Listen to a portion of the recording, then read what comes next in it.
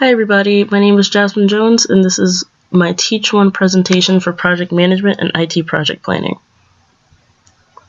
So project management has 5 phases. The initiation phase, one of the most important phases of project management, where the project is selected and defined. The planning phase, where the plans and activities for the project are detailed. The execution phase, where plans are completed, resources are managed, and the project's progress, issues, and quality are monitored and reported. The control phase, where project performance is monitored constantly and changes are managed. And the closing phase, where a project closeout routine is followed. We won't spend too much time on each of these phases individually. Instead, we'll focus more on the concepts of the planning phase. The planning phase of project management is crucial to proper organization of how a project will be carried out. More specifically, it helps to define project activities and how they will be completed and managed, define each activity's time, resources, and cost, identify each task, schedules, costs, risks, quality, and staffing needs, as well as increase the amount of significant communication between team members. The planning phase is so important because it helps project managers to list the most important tasks they want to accomplish during the execution phase, as well as plan out how long each task will take. This helps to give a fairly clear estimation of how long the execution phase will take as an entire process. Using software for planning a project is important for organizational purposes, and picking one that best suits the tasks at hand is just as critical. A few examples of existing software for project planning include Microsoft Project, Merlin Project, and Gantt Project. All of these software have similar functions in relation to sorting out tasks, but the difference comes in which one is the most practical and best suited for your specific project. Using software is also helpful to distinguish the difference between various types of tasks. Typically, we sort out a list of higher level tasks followed by subtasks, but the number of different levels of tasks goes much deeper, once again dependent on how your project's characteristics. Project planning software also helps to create a critical path of completion, or rather, the most quick and efficient path for accomplishing a project's tasks.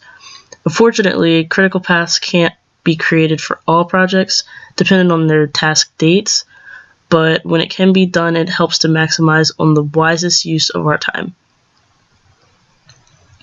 When starting off with the software, you first want to list your higher level tasks. Here we are using Gantt Project for planning the schedule of this particular project. It might be a wise decision to make a note of the tasks you want to accomplish before organizing them by task type and entering them into the software, simply to better organize your objectives before entering information into such a complex system. Next, we want to list our subtasks. Each of the highlighted tasks are our subtasks for patient information management, our first high-level task for this particular project. Then we want to move on to our dates. In this case, each task is given a configuration time, and most of them are followed by a number of days needed for training for that specific configuration. This plays a part into when our begin and end dates are set for each task. The order of our tasks depends on what each task's procedure is. This means that you have to complete a certain task before you can move on to the next. In this example, high-level tasks and subtasks have a configuring order. For example, Enterprise Master Patient Index has to be configured and completed before patient registration can begin. However, notice that some of the begin dates overlap each other. This is because some of our configuring subtasks are followed by training subtasks. In this example, configuring subtasks can take place at the same time as each other or as training subtasks, but training subtasks can't take place at the same time as each other. This ordering of dates by their task type plays a role in the creation of a critical path for completion. This slide shows the critical path for this example. Each of our subtasks are a solid blue color, while the critical path subtasks have black stripes across them.